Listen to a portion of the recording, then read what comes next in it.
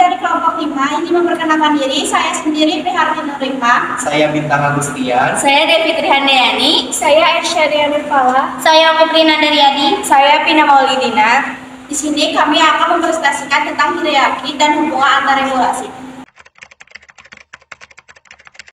Di sini kami mempunyai 3 poin-poin yang akan dijelaskan. Pertama ada pengertiannya, kedua ada tentang pasal-pasalnya, ketiga ada tentang contoh hierarki dan hubungan antara regulasi. Dalam hierarki hukum dan hubungan antar regulasi, konstitusi merupakan hukum yang paling tinggi dan fundamental sifatnya, sehingga peraturan-peraturan di bawahnya tidak boleh bertentangan dengan Undang-Undang Dasar. Hal ini sesuai Undang-Undang Nomor 12 Tahun 2011 tentang pembentukan peraturan perundang-undangan.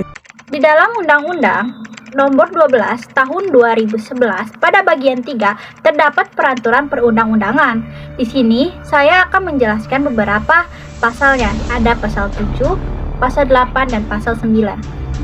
Pasal 7, 1. Jenis dan hierarki peraturan perundang-undangan terdiri atas A. Undang-Undang Dasar Negara Republik Indonesia tahun 1945. B. Ketetapan Majelis Permusyawaratan Rakyat. C. Undang-undang atau peraturan pemerintah pengganti undang-undang. D. Peraturan. E. Pemerintahan, peraturan presiden, peraturan daerah provinsi, dan G. Peraturan daerah kabupaten atau kota. 2. Kekuatan hukum peraturan perundang-undangan sesuai dengan hierarki sebagaimana dimaksud pada ayat 1. Pasal 8.1. Jenis peraturan perundang-undangan selain sebagaimana dimaksud dalam pasal 7 ayat 1 mencakup peraturan yang ditetapkan oleh MPR, DPR, DPD, MK, MA, BPK, KY, Bank Indonesia, Menteri, Badan, Lembaga, atau Komisi yang setingkat. Yang kedua, peraturan perundang-undangan sebagaimana dimaksud pada ayat 1 diakui keberadaannya dan mempunyai kekuatan hukum mengikat sepanjang diperintahkan oleh peraturan perundang-undangan yang lebih tinggi atau dibentuk berdasarkan kewenangan. Pasal 9, poin pertama. Dalam hal suatu undang-undang diduga bertentangan dengan Undang-Undang Dasar Negara Republik Indonesia tahun 1945, pengujiannya dilakukan oleh Mahkamah Konstitusi. Poin kedua, dalam hal suatu persatuan perundang-undangan di bawah undang-undang diduga bertentangan dengan undang-undang, pengujiannya dilakukan oleh Mahkamah Agung. Contoh kasus hierarki dan hubungan antar regulasi.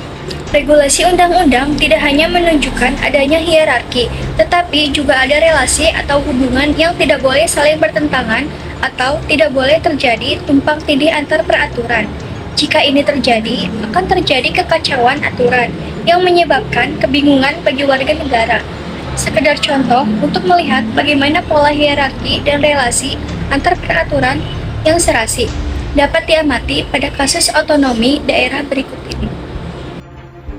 Mengapa setiap daerah terlihat memiliki ciri atau kekhasannya masing-masing? Ini semua terjadi setelah pemerintah menerapkan Undang-Undang Nomor 12 Tahun 2011 tentang pemerintahan daerah.